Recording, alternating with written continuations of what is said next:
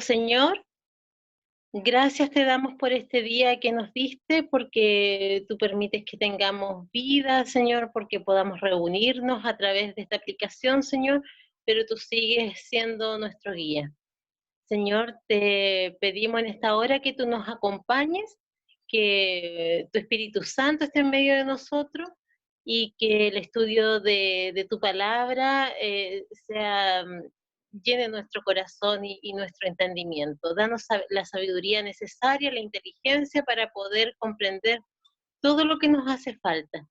Y también te pedimos en forma especial por Jaime, Señor, que tú lo conoces, él viene viajando, Señor, guía sus pasos, guía sus manos, Señor, y tráelo de regreso a su casa. Gracias en el nombre de Jesús. Amén. Amén, Señor. Amén. Gracias, gracias.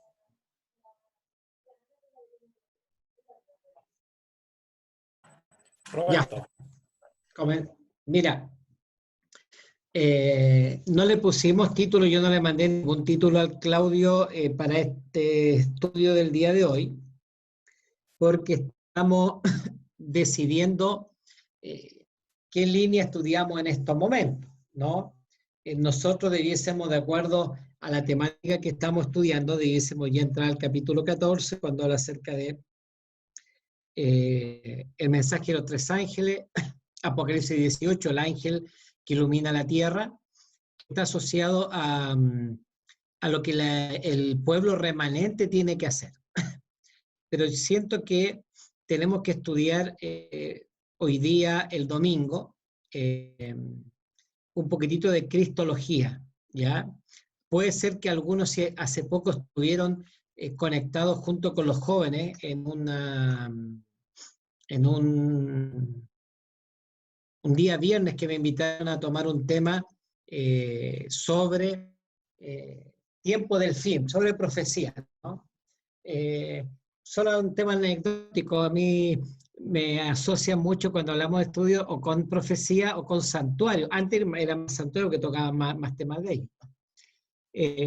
Pero yo le debo mucho a la influencia de Ellen White, mi amor y mi devoción por la figura del Señor Jesucristo. ¿Por qué debiésemos estudiar un poco de cristología? ¿Por qué dije esto recién de esa coinonía de los jóvenes? Porque si usted estuvo ahí, parte de esa coinonía de lo que yo conversé con ellos lo voy a decir ahora y algunas cositas nuevas. ¿Y por qué para mí es importante que estudiemos la figura de Jesús? Una, porque hemos estudiado muchas bestias. Y Apocalipsis y Daniel, lo principal, no son las bestias. Ya no son las bestias. Tienen un papel importantísimo las bestias en el desenlace de la historia de este mundo, pero la figura central de la Biblia es la figura del Señor Jesucristo. Y eso me gustaría que nosotros pudiésemos estudiar ahora, ¿ya? Ahora. Fíjense que Apocalipsis, si nosotros nos vamos a al primer capítulo de Apocalipsis, está en el versículo 9 en adelante, la primera visión, imagínense, la primera visión de Apocalipsis que tiene Juan es la visión del Hijo del Hombre. En algún momento ya vamos a hablar de lo que significa el Hijo del Hombre, pero ahora que nos concentremos un poquitito en estudiar sobre cristología. Espero que le interese, que yo los pueda entusiasmar con esto. Si alguien quiere opinar, por supuesto que sí, puede ser que alguna cosita sea nueva para ustedes. Yo les voy a mostrar mi visión del Señor Jesucristo que yo tengo. Por supuesto que la visión del Señor Jesucristo es mucho más amplia, pero yo les voy a acercar un poquitito a la visión que yo tengo del Hijo del Hombre. Pero leamos el capítulo 1, versículo 9. ¿Y por qué es importante que estudiemos a Cristo? Porque Él es Miguel, el que se levanta a defender a su pueblo. Él es el Cordero que gana la victoria, ¿no? Él es la figura central que va abriendo los sellos. Gracias a su triunfo se abrió. Pero muchas veces nosotros hablamos de otra, cuando estudiamos Daniel y Apocalipsis, hablamos de fecha. Cuando estudiamos Daniel pensamos que la figura central del libro de Daniel es Daniel. Lo central de Daniel es Cristo. Lo central del Apocalipsis no son las fechas, no son las bestias, no es Babilonia, no es la persecución, no es el tiempo de angustia, es Cristo. Y la primera visión que tiene Juan es acerca del Hijo del Hombre. Primera de Apocalipsis, primer capítulo de Apocalipsis, versículo 9. Yo, Juan, vuestro hermano y compartícipe vuestro en las tribulaciones. Ojo, esta palabrita que no es menor cuando dice compartícipe vuestro en las tribulaciones. Nos está diciendo que él en estos momentos está sufriendo ¿qué cosa? Por causa de la palabra del Señor. Está en el exilio, está en la isla de Patmos por causa del Evangelio. Y él dice, yo soy compartícipe de ustedes en las tribulaciones, ya se había dado una bienaventuranza con respecto a los que padeciesen tribulación. En el quinto sello están sufriendo personas, o sea, no están sufriendo, están clamando simbólicamente aquellos que pasaron por la tribulación de la Edad Media. Pero le dicen, no, sí, espérense un poquitito porque en el futuro hay más tribulación. O sea, van a haber otros que van a pasar por situaciones similares. Nosotros podríamos pasar por alguna situación como aquella. Ahí nosotros veremos lo que el Señor nos va a mostrar. Algunos les dirá en su momento, cuando empiecen a aparecer algunas señales reales de cuándo hay que empezar a huir, a salir de las ciudades. Muchos, de acuerdo a lo que dice Ellen White, se irán al campo, a lugares más apartados. Algunos seguirán en las ciudades porque hay que seguir dando fe. ¿Dónde va a estar usted? ¿Dónde voy a estar yo? Dios que nos coloque en el lugar que Él quiera que estemos en ese momento. ¿Ya? Pero lo es que es muy seguro que aquellos que queden en las ciudades van a ser o vamos a ser muy valientes porque aquí va a estar bien complejo la situación. Va a estar muy complejo en ese tiempo, cuando ya comiencen a caer las plagas, cuando se termine el tiempo de angustia, pero el tiempo de la gracia, y comienza el tiempo de angustia, cuando empiecen a caer las plagas, es el momento ya para empezar, el Espíritu Santo nos va a ir diciendo cuándo es el momento de salir. Aquellos hermanos que se queden o nos quedemos en las ciudades, va a ser muy complejo, porque van a estar no solamente a prueba de nuestra fe, sino que nuestra vida en las ciudades se va a poner muy, muy complicada. Hoy día nosotros nos desenvolvemos en una ciudad de mucha maldad, de extremada maldad. No quiero hacer ningún comentario de tipo político, pero lo que sucedió a partir del 18 de octubre del año pasado, eso se llama maldad. Si a alguien le complica, porque yo lo estoy asociando, siente que se está asociando a un sector político, el poder político, cuando tiene el poder total, actúa con maldad, sea del sector que sea. Y no solamente político. Fíjense que en el capítulo, durante los 1260 años, quien actuó con excesiva maldad fue el cuerno pequeño, un cuerno religioso. ¿Por qué? Porque detentaba o tenía el poder total. Ya les voy a comentar que nosotros los cristianos, en algún momento, nuestros reformadores que están en el conflicto de los siglos, que son en algunos casos venerados por algunos movimientos y reconocidos por otros, cuando en algún momento detentaron el poder, también hicieron abuso de poder y también, ¿cierto?, mandaron a matar a algunas personas que pensaban diferente a ellos. ¿Qué nos dice esto? Cuando una persona, cuando un grupo, una persona, un sector político, un sector religioso detenta el poder total, se actúa con maldad. Nosotros ya vimos cómo un grupo intolerante, a partir del 18 de octubre, empezó hacer maldad, aunque se puede decir de que las causas pueden ser muy dignas y que uno comparte mucho de lo que se puede estar peleando, pero al grado de la destrucción, de romper, eso era innecesario. ¿Pero qué es lo que provoca eso? Maldad. Y el Espíritu de Profecía, no yo, el Espíritu de Profecía habla de que en medio de las hordas de grupos cuando sale de temas sociales, hay agentes satánicos que promueven ese tipo de actividades, sea del movimiento que sea, porque también en Chile hubo un tiempo en que estuvo otro sector político y también hubieron abusos, atrocidades, maldades, porque la naturaleza del hombre es la maldad. Entonces, cuando venga el tiempo del fin, nosotros sabemos que va a haber situaciones muy complejas por las cuales pasen los hijos del Señor. Cuando se les culpe a ellos, dice Ellen White, a los cristianos se nos va a culpar, a los hijos del Señor, a los que somos, entre comillas, desobedientes al mandato total, dice, se nos va a culpar de que las plagas que están cayendo son por culpa de este grupo que no se amolda a lo que está haciendo todo el resto. Vamos con esta figura que es mucho más emblemática y que a mí me interesa eso, ¿no? Que vayamos conociendo quién es Miguel, quién es el Hijo del Hombre, quién es Emanuel, diferentes nombres, ¿no? que están asociados a Cristo.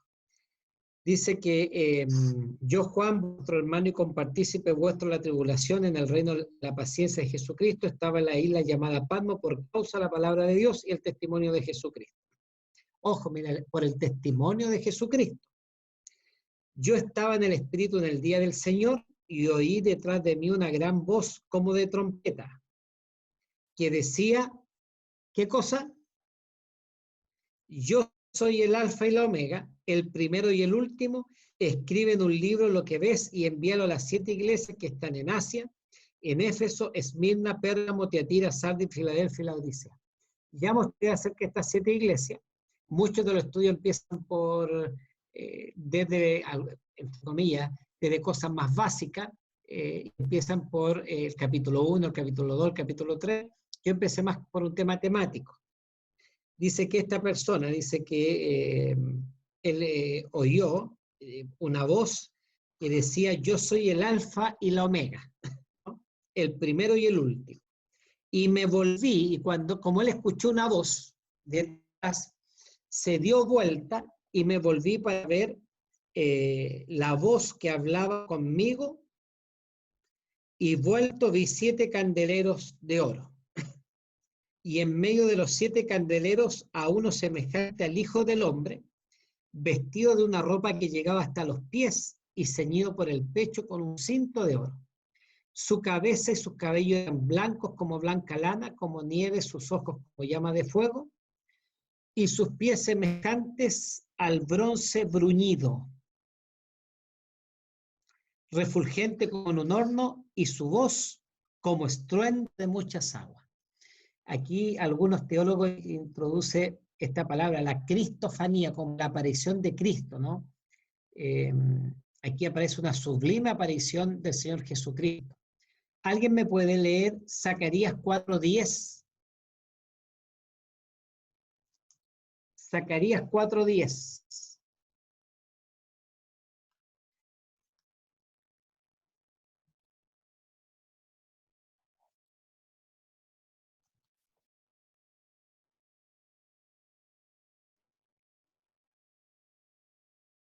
Otra persona, Daniel 7:9. Momento, espérese.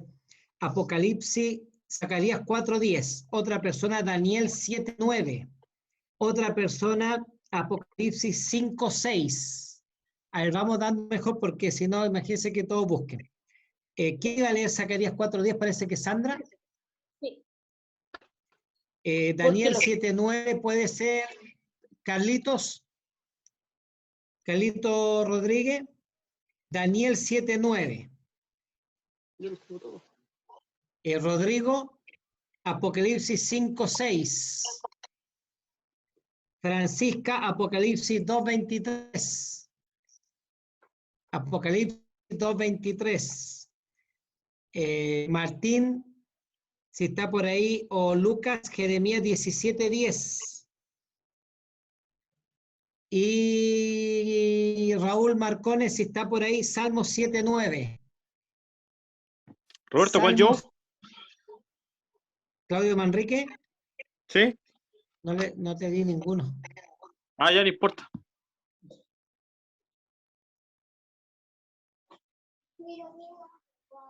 Ya, Sandra.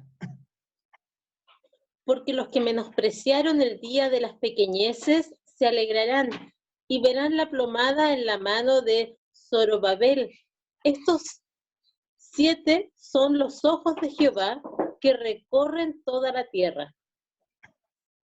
Mira, ahí asociado, ¿cierto? Cuando dice sus ojos como llama de fuego, mira, los ojos de Jehová, ¿no? Que miran toda la tierra. Daniel 7:9, ¿quién tenía Daniel 7:9? Carlitos parece. Ya. Estuve mirando hasta que fueron puestos unos tronos y se sentó un anciano de días. Su vestido era blanco como la nieve, el pelo de su cabeza como la lana limpia. Su trono llama de fuego y fuego ardiente las ruedas del mismo. Gracias. Apocalipsis 5:6. Apocalipsis 5:6. Miré y vi que en medio del trono y de los 4 seres vivientes y en medio de los ancianos estaba en pie un cordero como inmolado, que tenía 7 cuernos y 7 ojos, los cuales son los 7 espíritus de Dios enviados por toda la tierra. Esto está asociado a los ojos. Bueno, Apocalipsis 2:23, Jeremías, les voy a pedir disculpas a los que le di esos versículos, van a hablar acerca especialmente de los ojos del Señor, ¿ya? Vamos a dejar hasta ahí, porque fíjense que lo que sigue leyendo, lo que seguimos leyendo en el versículo 16, dice, tenía en su diestra 7 estrellas, de su boca salía una espada aguda de 2 filos, y su rostro era como el sol cuando resplandece en su fuerza. Cuando le vi, caí como muerto a sus pies, y él puso su diestra sobre mí, diciéndome, no temas, yo soy el primero y el último. Fíjate que Isaías, si vamos nosotros al libro de Isaías, espero encontrarlo rápido, parece que Isaías capítulo 6, si estoy equivocado, alguien me puede ayudar. Sí, el capítulo 6 dice que cuando ve Isaías una visión similar a la de que tuvo Juan, le pasó algo similar. Dice, en el año que murió el rey Usías, vi yo al Señor sentado sobre su trono alto y sublime. ¿Perdón? Estoy en Isaías capítulo 6. En el año que murió el rey Usías, vi yo al Señor sentado sobre un trono alto y sublime, y sus faldas llenaban el templo. Por encima de él había serafines, cada uno tenía 6 alas, con 2 cubrían su rostro, con 2 cubrían sus pies, y con 2 volaban. Y el uno al otro daba voces diciendo, Santo, Santo, Santo, Jehová de los ejércitos. Toda la tierra está llena de su gloria. Y los quiciales de las puertas se estremecieron con la voz del que clamaba, y la casa se llenó de humo. Entonces dije, fíjense, cuando él ve la gloria de Dios, mira lo que le pasa a Isaías. Ay de mí que soy muerto, porque siendo hombre inmundo de labio y habitando en medio de pueblo que tiene labios inmundos, han visto mis ojos al Rey, Jehová de los ejércitos. Y voló hacia mí uno de los serafines, teniendo en su mano un carbón encendido, tomado del altar con sus tenazas. Y tocando con él sobre mi boca, dijo, y aquí que esto tocó tus labios y es quitada tu culpa y limpio tu pecado. Después oí la voz del Señor que decía, ¿a quién enviaré? ¿Y quién irá por nosotros? Mira, solamente un paréntesis. Aquí hay una figura de la Trinidad, cuando dice Santo, Santo, Santo, en referencia al Padre, al Hijo y al Espíritu Santo. Y aquí cuando se hace la pregunta, ¿a quién enviaré? Después oí la voz del Señor que decía, ¿a quién enviaré?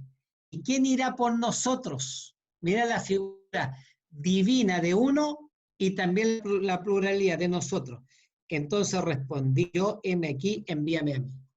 Bien, estas son escenas que están asociadas a la visión del Señor de Dios, ¿no? De Dios y las situaciones que tanto Isaías como Juan presencian. Pero yo les quiero invitar a hacer un poco de cristología en el Antiguo Testamento y que vayamos al libro de Éxodo, y nos vamos a centrar en el capítulo 3, Éxodo capítulo 3, ¿ya? Éxodo capítulo 3. Llamamiento de Moisés. Aquí hay una figura bastante interesante con respecto a la divinidad, porque nosotros conocemos un poco la introducción, ¿no? Moisés había arrancado 40 años antes, había matado a un egipcio, arrancó en el desierto encontrado por las hijas de Jetro, se casa con una de ellas, luego vuelve a el Señor, Moisés está apacentando las ovejas de Jetro, está en el desierto y tiene una visión, ¿de quién? Para mí, del Hijo del Hombre. Veamos. Apacentando Moisés las ovejas de Jetro, su suegro, sacerdote de Madián, llevó las ovejas a través del desierto y llegó hasta Horeb, monte de Dios. ¿Ya? ¿Y se le apareció quién? Aquí yo voy a hacer algunas preguntas. ¿Quién se le apareció? El ángel de Dios. Se le apareció el ángel de Dios, ¿no? El ángel de Jehová. Primer nombre. ¿De quién se le aparece? No se le olvide este detalle. El ángel de Jehová, primer nombre. En una llama de fuego en medio de una zarza. Y él miró y vio que la zarza ardía en fuego y la zarza no se consumía. Entonces Moisés dijo, iré yo ahora y veré esta grande visión, ¿por qué causa la zarza no se quema? Viendo Jehová que él iba a ver, lo llamó segundo nombre de este personaje que aparece en la zarza. ¿Cuál es el primer nombre? Ángel de Jehová. Y ahora, Jehová.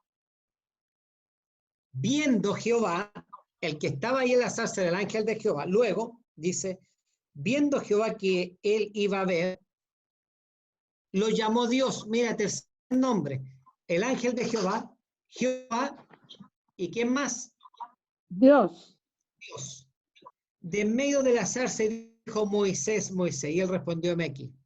Y dijo, no te acerques, quita tu calzado de tus pies, porque el lugar en que tú estás, tierra santa es. Y dijo, el ángel de Jehová, yo soy el Dios de tus padres.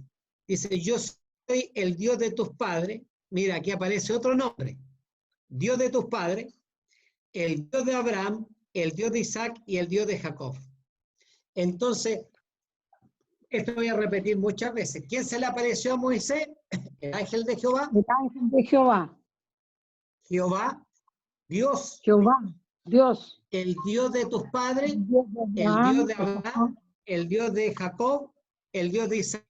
Llaman 7 nombres diferentes para quien se le apareció ahí en la zarza. Dijo luego Jehová, bien he visto la aflicción de mi pueblo que está en Egipto, y he oído su clamor a causa de sus exactores, pues he conocido sus angustias.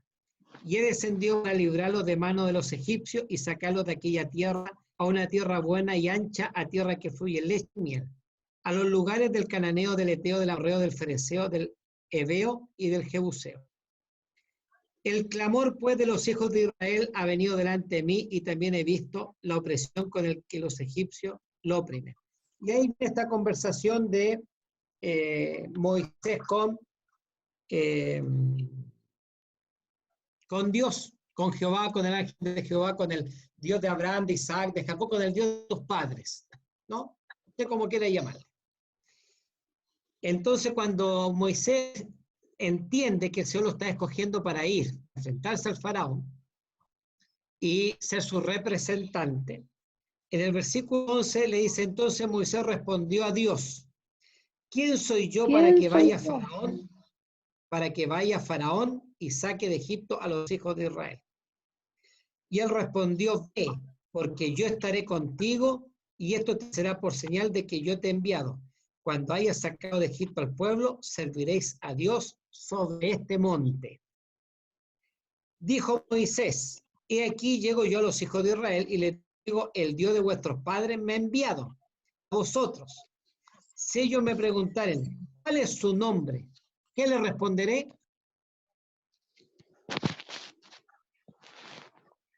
¿Qué nombre le digo? ¿El Dios de Abraham? ¿El Dios de Jacob? ¿El Dios de Isaac? ¿El Dios de vuestros padres? ¿Jehová? ¿El ángel de Jehová? Dios. ¿Qué nombre? Yo Yo soy el que soy. soy. Yo soy el que Ya. soy. Y dijo, así dirás a los hijos de Israel, ¿qué cosa? Yo Yo soy el soy, que soy. yo soy El me que envió. soy. Yo soy me envió. ¿Ya? Hasta aquí pareciera cierto que esta es una conversación que nosotros hace mucho rato que la conocemos, pero yo lo quiero llevar a Juan. Vamos al libro de Juan. Al libro de Juan.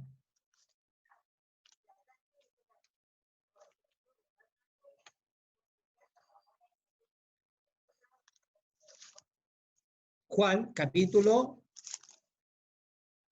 déjenme encontrarlo.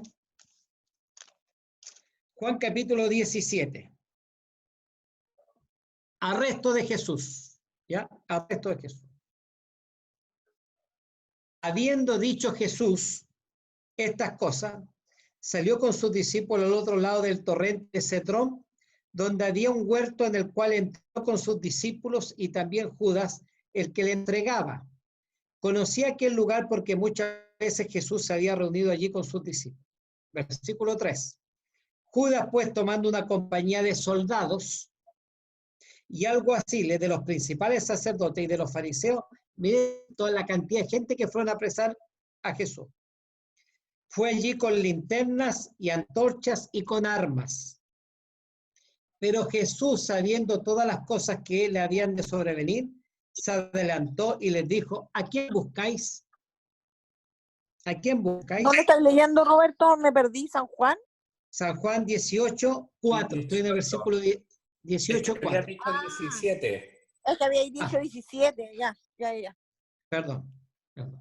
Todos escucharon mal. Yo dije 18. 18:4. Ahora estoy. Sí me había equivocado. 18:4. Pero Jesús, sabiendo todas las cosas que le habían de sobrevenir, se adelantó y les dijo, ¿a quién buscáis? Versículo 5. Le respondieron, a Jesús Nazareno. Jesús le dijo, ¿qué cosa?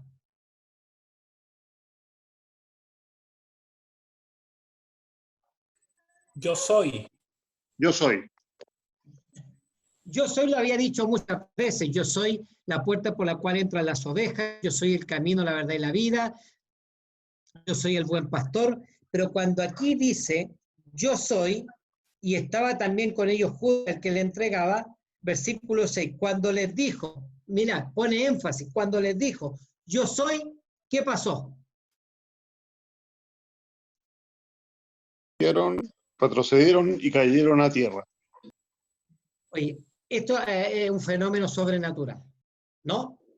Si alguien pregunta por ahí, alguien llega al colegio, oye, ¿quién es aquí mi vecino? ¿Quién es Roberto Cofré? Y yo estoy por ahí, yo soy, no va a pasar nada, ¿no? No va a pasar nada.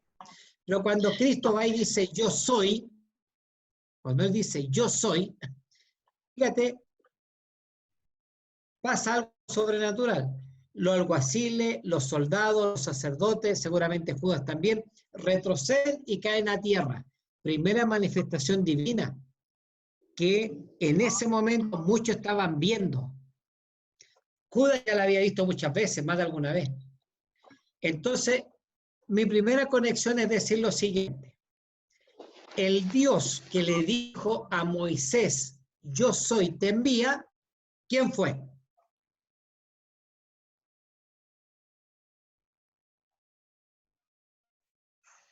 Según esta lógica, Cristo, porque es una sola persona, Cristo. Jesús a Moisés. Ya.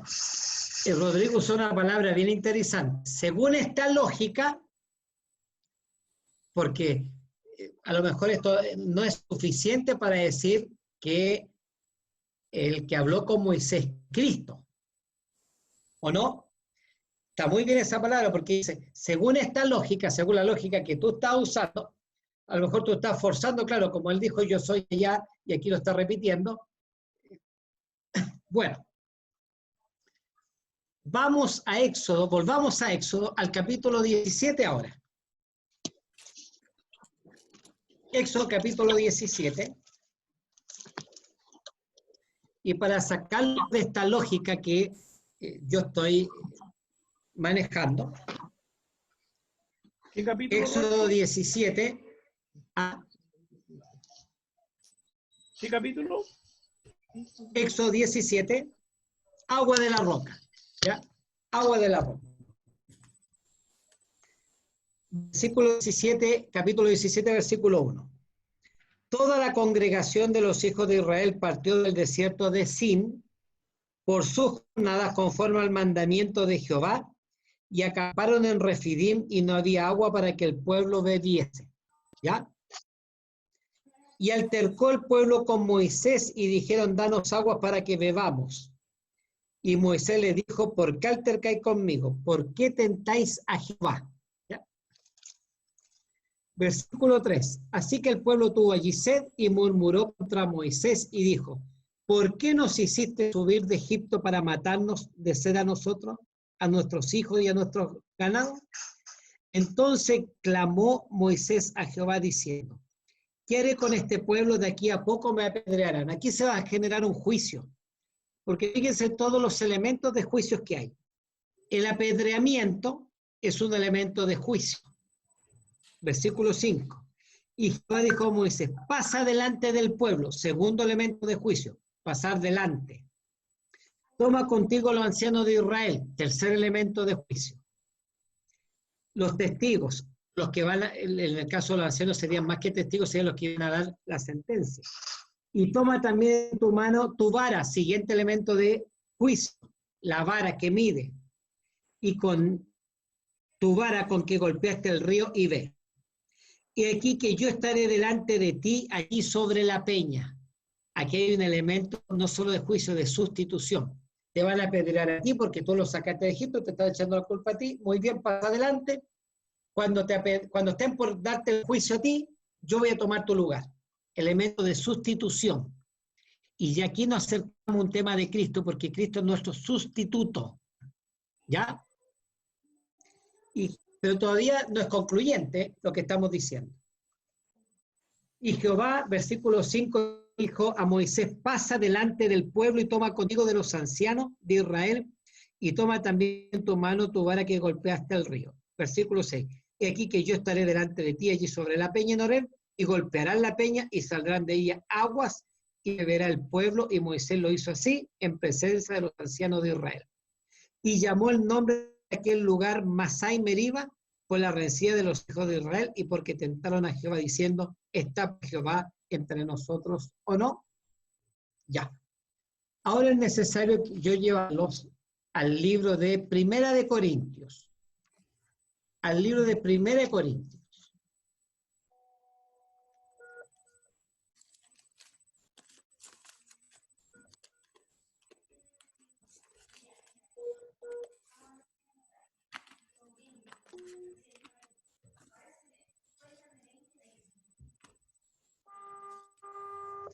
Primera de Corintios, capítulo 10. Primera de Corintios, capítulo 10.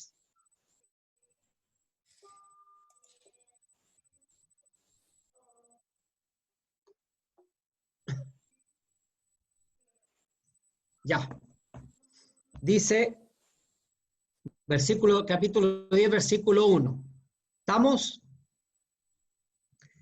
Porque no quiero, hermanos, que ignoréis que nuestros padres todos estuvieron bajo la nube y todos pasaron el mar. Y todos en Moisés fueron bautizados en la nube y en el mar. Y todos comieron el mismo alimento espiritual. Versículo 4, el que me interesa. Y todos bebieron la misma bebida espiritual porque bebían de la roca espiritual que los seguía y la roca era Cristo. Cristo. ¿Quién estuvo en la peña con Moisés? Voy a hacer la siguiente pregunta, mejor así.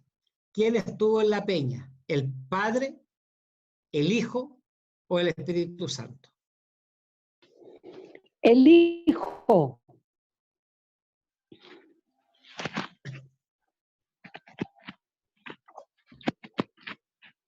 ¿Algún comentario? ¿Algo que decir?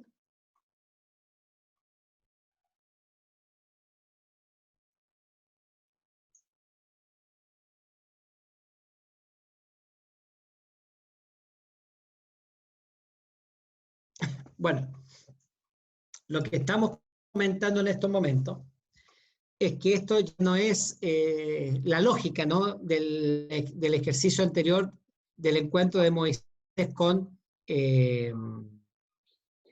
Jehová o con el ángel de Jehová. Pablo nos está diciendo que quien estuvo en la roca, quien estuvo con Moisés ahí, ¿quién era? Jehová. Cristo. Cuando nosotros, pero era Jehová, y ese Jehová es Cristo. Amén. Son uno solo. ¿Ah? Son uno solo. El misterio del Dios triuno. ¿Ya? ¿No los convence Tenemos de que el- era, Santo, no les la misma convence, cosa. no les convence de que era Cristo el Dios del Antiguo Testamento? Amén. Cristo. ¿O es más fácil decir en la Trinidad? Cristo.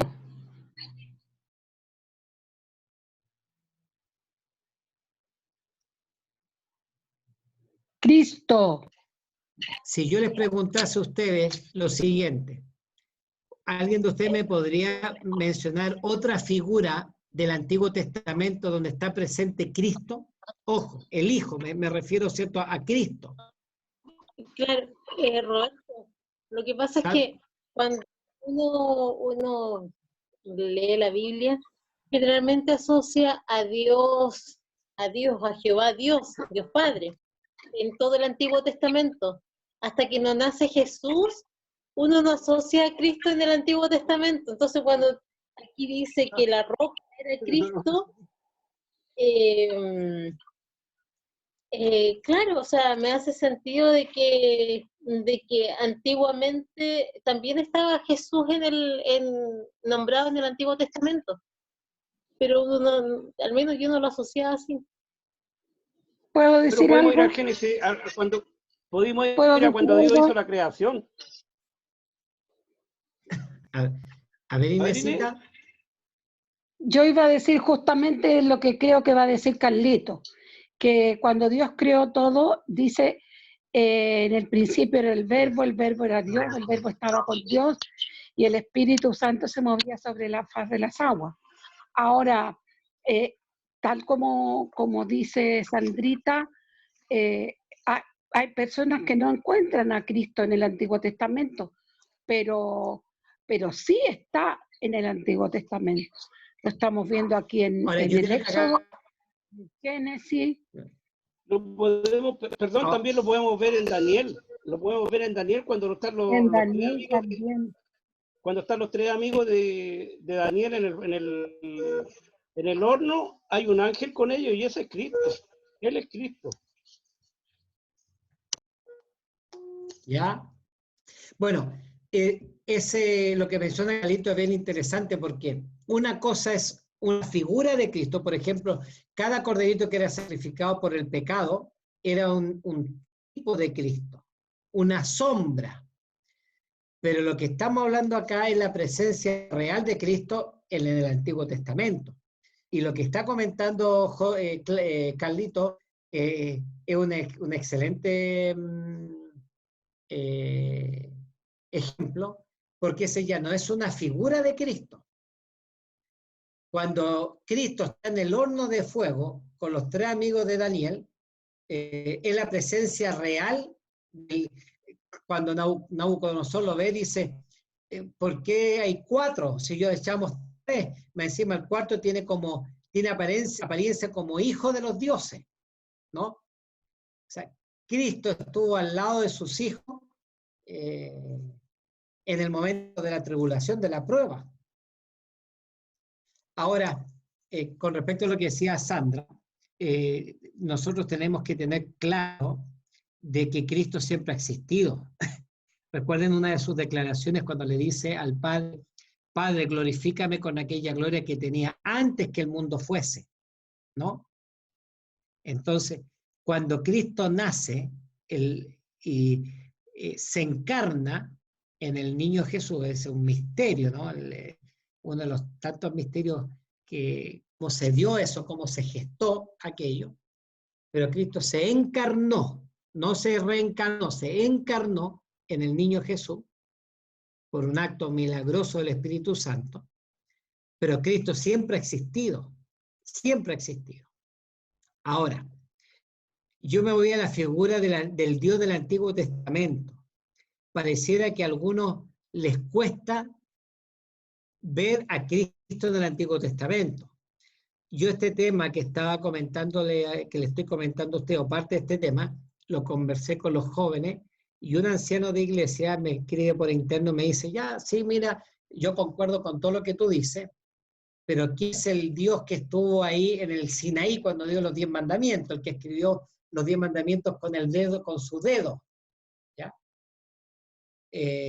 Porque ahí, ¿cierto?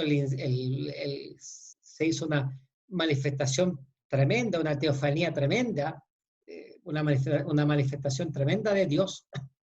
Y él me dice, ya, yo concuerdo contigo con que la roca, la nube, la columna de fuego, el que conversó con Moisés, ya está bien. Pero como fue tal la manifestación en el monte Sinaí, él me dice, ¿qué hay de eso? Ese para mí es Dios, Padre. Entonces yo fui a ese y rápidamente fui al deseo a toda la gente y busqué una cita.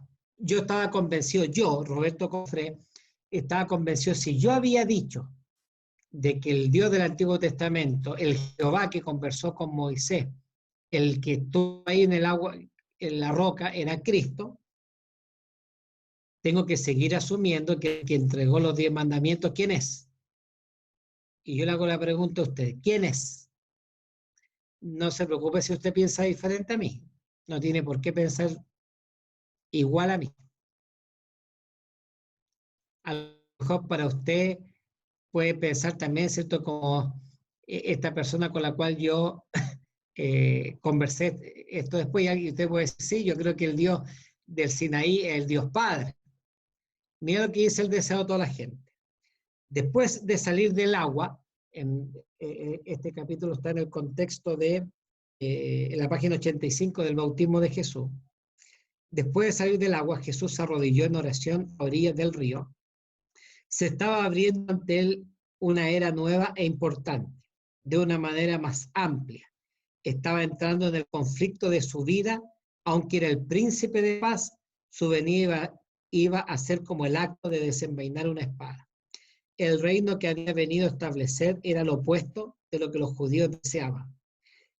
Mira lo que dice a continuación. El que era el fundamento del ritual y de la economía de Israel iba a ser considerado como su enemigo y destructor.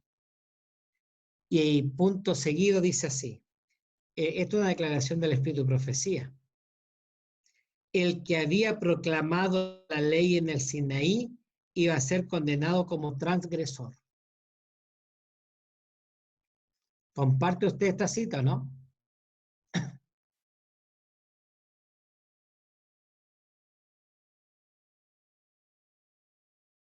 Carlito y Inés no le escuché porque hicieron algo. Amén. Yo la comparto. Dice, el que había proclamado la ley en el Sinaí iba a ser condenado como transgresor. El que había venido para quebrantar el poder de Satanás sería denunciado como Belcebú. Nadie en la tierra le había comprendido y durante su ministerio debía continuar andando solo. Había morado en... ¿Sí? El intercesor entre Jehová y nosotros es Cristo, también es llamado como un puente. Entonces me hace lógica que Él sea el que pase los mandamientos, porque Él es el vicario entre nosotros los pecadores con el Padre. Solo me queda, en lo que escucho de ti, Inesita, es que diferencias a Jehová de Cristo. Y para mí, En un no sentido, tiene por qué.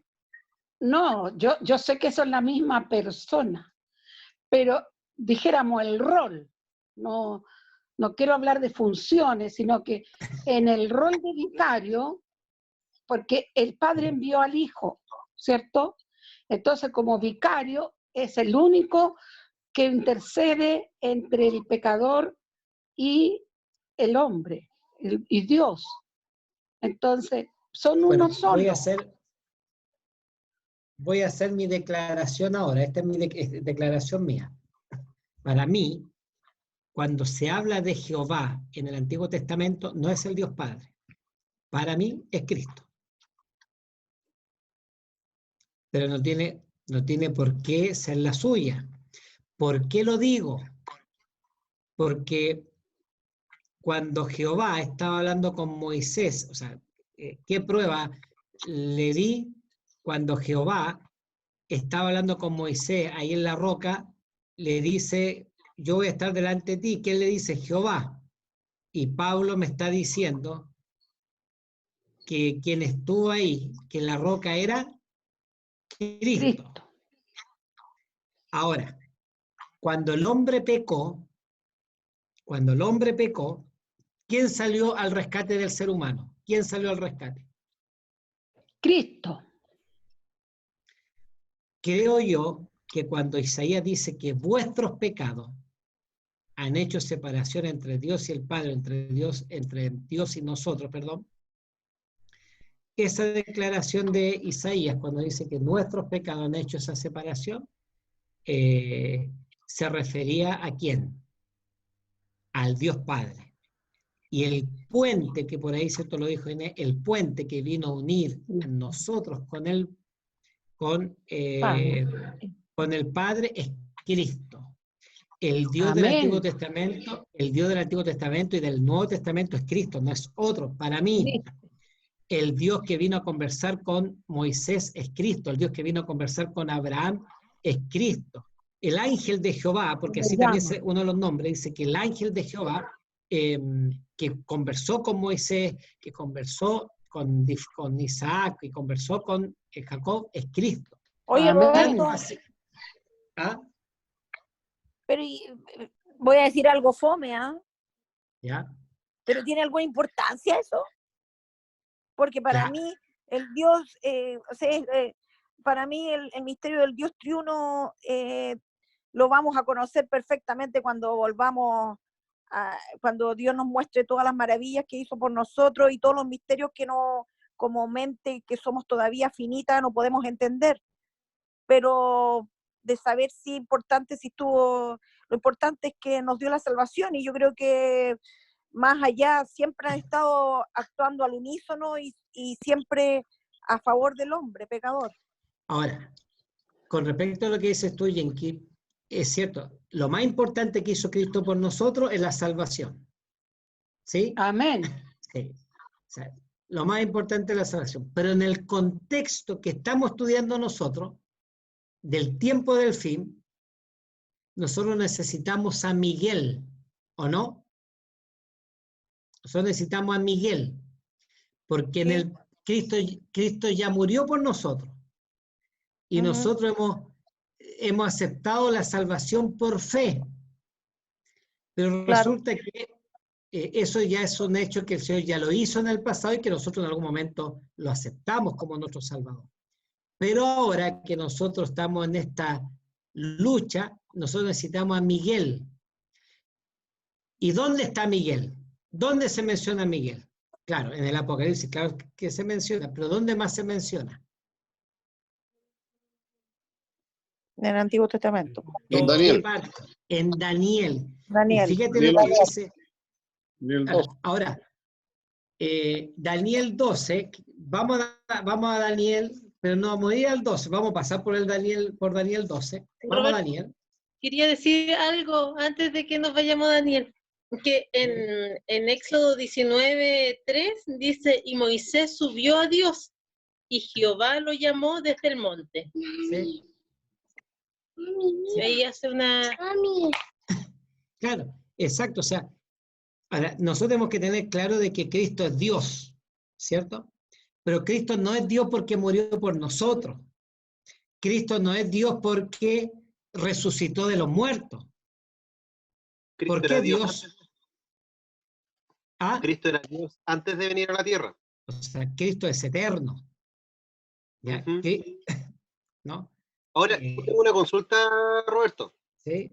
porque el nombre que se le revela a Moisés en la zarza ardiente, si seguimos el ejemplo que tú estás dando, es el nombre de Jehová, que vendría siendo Miguel, que vendría siendo Cristo, ¿no es cierto? Sí, que él tiene diferentes nombres, ¿no?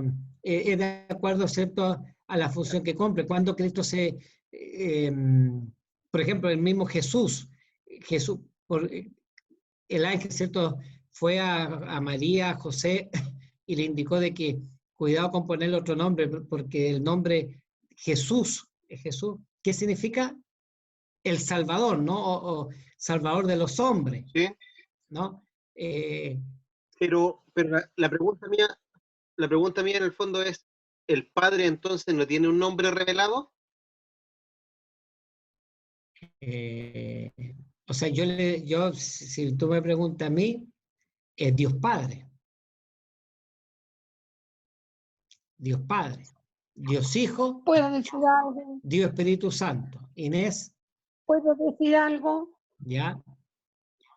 Mira, resulta que el otro día estaba en la casa de los Rifos y yo dije que cuando a mí los alumnos que yo tenía en la escuela, los chiquititos, cuando yo hacía religión, me decían que no entendían la Trinidad, yo se las explicaba como el agua, ¿ya? Así que cuando de repente tú hablas de función, no sé, porque yo más bien diría rol, porque cuando Dios nos creó fue Dios Padre, creador, que estaba presente toda la Trinidad, es cierto, pero tuvo que mandar un Salvador, que es Cristo, y después no nos tenía que abandonar, no nos dejó solo, nos dejó el Espíritu Santo.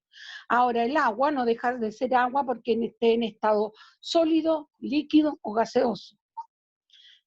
Pero yo quisiera que tú, como el líder de este estudio, nos dijeras cómo nosotros los adventistas tenemos que ver la Trinidad, porque Padre, Hijo, Espíritu Santo, tres personas distintas y un solo Dios. Y Marco me dijo, cuidado con eso, Inesita, y yo no tuve tiempo para aclararlo con él. Bueno, el tema de la Trinidad lo vamos a dejar para más adelante, sin ningún problema, Inesita, pero fíjate que yo le invito a que si ustedes me pueden acompañar, no a Daniel 12, porque nosotros hemos leído muchas veces Daniel 12, discúlpame Inesita que te conteste así, pero ya vamos a ir a la Trinidad. Está bien, ¿Ya? para que lo tomemos más adelante. Nosotros estamos acostumbrados a leer este capítulo, ¿no?, que dice, en aquel tiempo se levantará Miguel, el gran príncipe que está de parte de los hijos de tu pueblo, y será tiempo de angustia. Cristo se va a levantar. Yo quiero terminar este estudio con ese versículo, pero fíjense el Dios que nosotros tenemos, ¿ya? El Dios que nosotros tenemos. Entonces me dijo, Daniel, no temas, estoy en el capítulo 10, en el capítulo 10, versículo 12 en adelante, hay un conflicto tremendo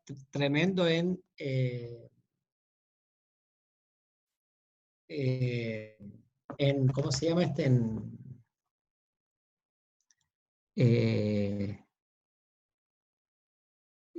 Cuando están volviendo del exilio en tiempo de Zorobabel, nosotros lo estudiamos hace poquitito, ¿no?, cuando estábamos estudiando Edra y Nehemías, y cuando empezaron a volver, hubieron estos conflictos para que el pueblo no volviese, le empezaron a colocar trabas, ¿cierto? Los samaritanos pagaron y todo ese asunto. Dice, se le aparece Gabriel. Cuando ustedes leen el capítulo 10, el ángel que se le aparece ahí es Gabriel. Y después Gabriel está conversando con Daniel porque Daniel está luchando por esto mismo, porque él había orado porque Dios cumpliese la profecía de Jeremías para que volviese. Están teniendo tremendos conflictos para volver y Daniel está sufriendo, seguramente ayunando, orando.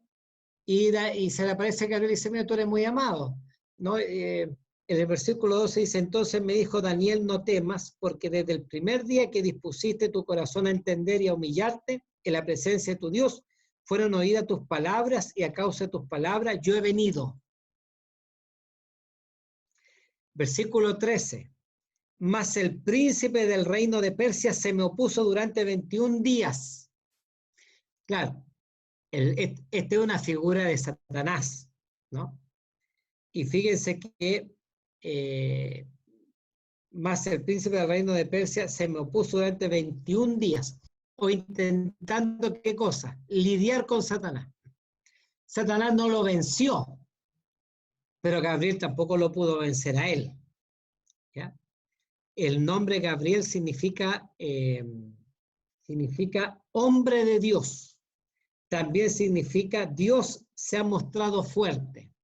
Y algunos lo traducen como el valiente de Jehová, o el valiente de Dios. El valiente de Dios. Pero fíjese, con todo el poder, con toda la fortaleza que tiene un ángel, y aquí empiezo a terminar el tema de hoy día, Gabriel, estamos hablando del principal, del que está en la presencia de Dios. ¿Qué le pasó cuando tuvo que enfrentar al príncipe de Persia? ¿Qué pasó? ¿Pudo o no pudo?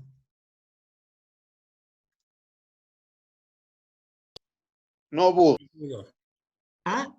Tuvo que venir Miguel, dice. Ah, para mí, lo importante de la clase de hoy día dice, ¿quién fue el que fue en tiempo de Daniel? ¿Quién fue? Pero he aquí Miguel, uno de los principales príncipes, vino para ayudarme y que de allí con los reyes de Persia. Ah, yo no pude. Gabriel no pudo. ¿Quién pudo? Miguel. Miguel. Ahora, ¿por qué para mí es interesante? Nosotros hemos estudiado durante todo este periodo mucho sobre persecución. Y cada uno de nosotros puede estar asumiendo el momento de tribulación futuro de diferente ángulo o tomándolo con diferente ánimo. Con diferente ánimo.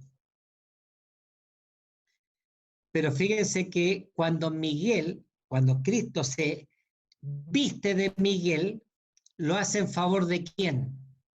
De defender a su pueblo. De liberar a su pueblo. Yo le he mencionado, ¿no? Cuando Josué estaba por ir y destruir o atacar Jericó, se encuentra con un ángel con la espada desenvainada. ¿Quién es ese ángel? Jesús, Miguel. Y le dice, él es de los nuestros, de nuestro enemigo, mas he venido como príncipe. Siempre sus hijos, cuando están en dificultad, ¿quién es el que aparece? Miguel. Estimados amigos. Ahí también le dice que se saque los zapatos, ¿no? Claro, también le dice a Josué. Gabriel, nunca lo dice. Cuando está Dios, sí se da ese asunto. Entonces, termino diciendo lo siguiente. Cuando Daniel 12:1 dice, en aquel tiempo se levantará Miguel, el gran príncipe que está de parte de los hijos de tu pueblo, y será tiempo de angustia cual nunca fue desde que hubo gente hasta entonces, pero en aquel tiempo será libertado tu pueblo, todos los que se hayan escritos en el libro. ¿Cuál es la promesa para nosotros? El mismo Dios que estuvo con Daniel en el foso de los leones, el mismo Dios que estuvo con los 3 amigos en el horno de fuego, el mismo Dios que estuvo con Moisés y tomó el lugar de Moisés, el mismo Dios que estuvo con Josué al destruir Jericó, el mismo Dios que estuvo con Isaías cuando se rebeló ante él, el mismo Dios que estuvo con Gedeón para ir a la batalla en contra de los madianitas, el mismo Dios que sacó a Abraham y se lo llevó a Canaán, es el mismo Dios que estará con nosotros cuando venga la dificultad, cuando venga el tiempo de angustia, cuando venga el momento de la aflicción. Tengamos mucho cuidado de nosotros empezar a asustarnos o empezar a decir que está complicado el futuro. Hoy día conversaba con un apoderado cuando yo le decía a él, nos saludábamos, decía, aquí estamos un poquitito asustados con estas cosas que están sucediendo, estamos aquí confinados y... Entonces de corriente evangélica, entonces yo le dije, pero hermano, cuando estas cosas comiencen a suceder, erguid vuestras cabezas porque vuestra redención está cerca. Ojalá sigan pasando cosas como estas. Ojalá se vengan manifestaciones más fuertes con respecto a las señales del tiempo al fin. Ojalá que pronto empiece el tiempo de tribulación, que Esa empiecen es tu a caer las opinión, esa es plagas. tu opinión. Claro. Ahora, ¿quién se va a levantar para defender a los hijos del Señor? ¿Quién se va a levantar? Miguel. Satanás nunca ha podido con él. Y termino diciendo lo siguiente. Si usted está luchando sin el Señor, sin el poder sobrenatural que nos puede dar el Espíritu Santo, es una batalla que nosotros tenemos perdida. Gabriel no pudo con el príncipe de Persia, solo lo pudo contener. Pero el que lo venció fue Miguel. Y es Miguel el que se va a levantar en pos de nosotros.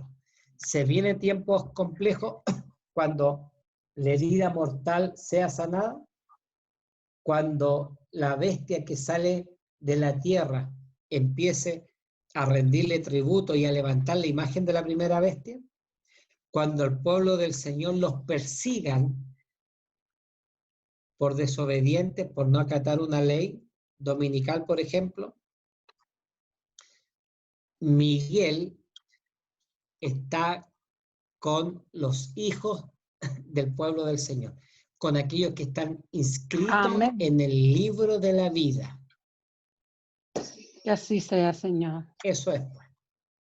No sé si hay algún comentario final o algún otro comentario. Ya capté por qué hiciste este tema hoy día, porque quedamos muy asustados el otro día con el pastor.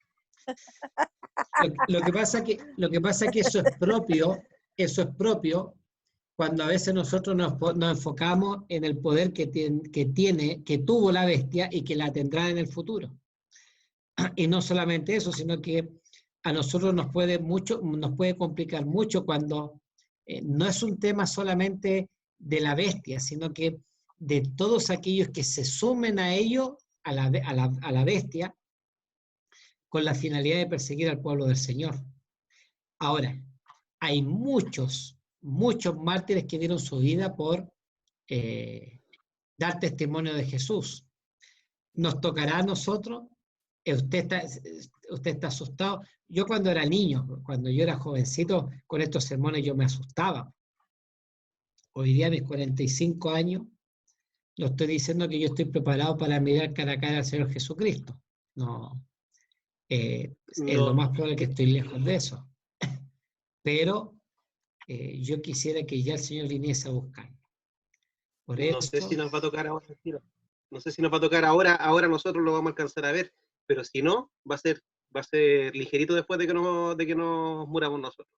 Porque con todas las señales que hay ahora, con el tema del ecumenismo que se quiere instaurar, con todas estas cosas que ya se están viendo, que se están cumpliendo del Apocalipsis, se viene... De hecho, ya tengo como 5 o 6 tambores de agua juntados afuera, por si acaso. bueno. Oye, una pregunta técnica que nada que ver con el tema. ¿Por qué aquí en mi foto aparece un puntito rojo y dice grabando? ¿Dónde se graba eso? ¿Dónde queda guardado? No entiendo. ¿Me escucharon? Todos los cursos los grabamos y al día siguiente se envían a un WhatsApp que tenemos en común.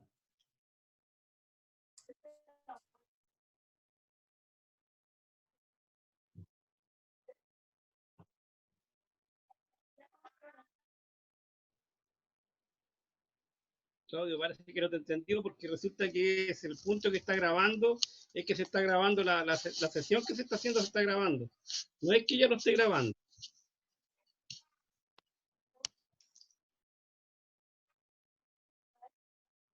Se quedó pegada, parece la Inesita.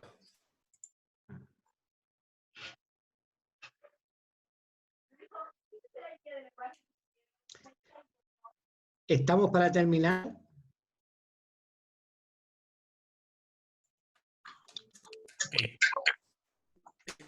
En relación a lo que el tema que hoy día Roberto tocó, también está el caso de los amigos de Daniel, dentro del tema del santuario, que estuve escuchando al pastor Urrutia, contaba de que cada uno de nosotros pensaría en no pasar por tribulación y que Dios lo libre antes de la tribulación. Y él contaba el caso de que cualquiera esperaría que el Señor lo hubiese librado de esa prueba, pero más maravilloso es cuando en la prueba el Señor se manifiesta y está con nosotros. Y él, un poco lo que el Roberto, yo entiendo que quiere dejar de mensaje, que nosotros en el fondo no nos alarmemos con tanto hablar de persecución, sino que alegrémonos de que tenemos la promesa de que Cristo siempre ha estado con su pueblo. Estamos terminando este estudio. Nos vamos a volver a juntar el domingo, no el sábado, porque el viernes y sábado vamos a poder participar, ¿cierto?, del seminario que Roberto nos va a estar mandando información. Es un seminario que es de la Asociación Centro Sur, que tiene relación con profecía. No está Vladimir, sí que Claudito Manrique, no sé si nos podrá despedir en oración. Bueno, vamos a orar. Señor, te damos las gracias porque has sido bueno con nosotros, porque hemos podido aprender más de ti, Señor, de que a pesar de que se vienen momentos difíciles, estás tú para protegernos y ayudarnos en los momentos que se vienen. Amén. Amén. Señor, quédate con cada uno de nosotros, en el nombre de Jesús. Amén. Ayúdame. Amén. Qué importante, fíjate que ella está leyendo el libro ese que le estaba mostrando. Y